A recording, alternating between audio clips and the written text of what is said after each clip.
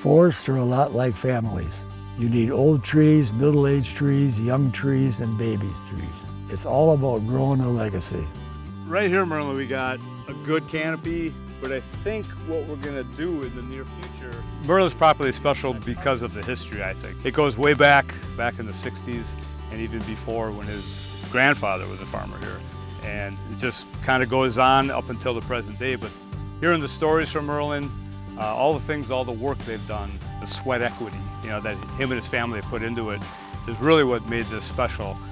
It was a real easy choice for me to make, for me to purchase the property, because my dad handed it to me. And I brought my son up hunting and fishing, and that's probably the main reason, is because I wanted him to enjoy and have the same passion for the woodland as I have.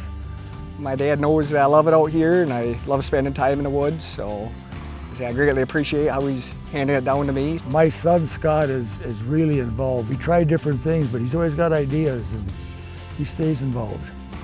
Yep, make sure we're following all the programs, keeping track of lumber management and taking care of the land.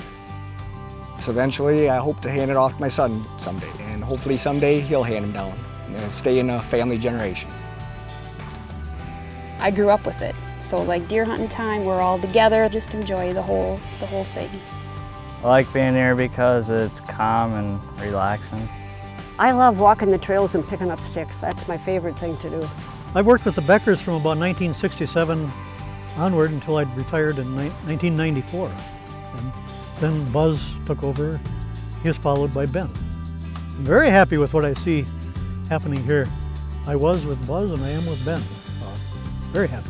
This forestry thing is so satisfying for me to see that baton being passed like that from one forester to the next forester to the next forester and the same landowner in place. I hope it never stops.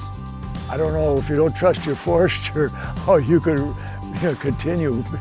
I mean, your forester gives you more ideas than you can imagine.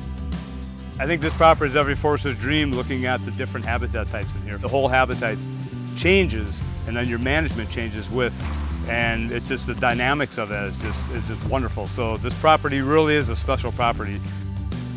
Merlin is endowed with great amounts of ambition and energy, and it's hard to follow him around, as energetic as he is. Well, he and his crew did a lot of work here. I mean, he's still working hard. I mean, I can't believe he can get done what he gets done in this woods.